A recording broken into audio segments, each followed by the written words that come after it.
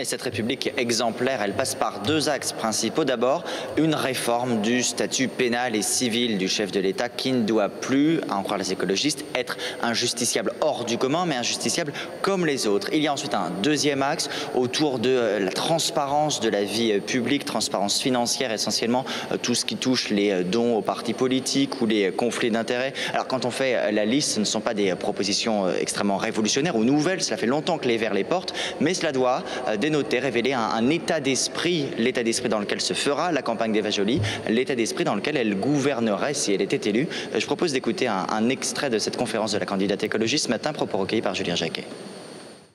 Je suis donc très fière que dans l'Assemblée nationale, ce sont les députés verts qui font cette proposition. Cela correspond parfaitement à ce que je porte dans la campagne de la République exemplaire, égalité de tous devant la justice.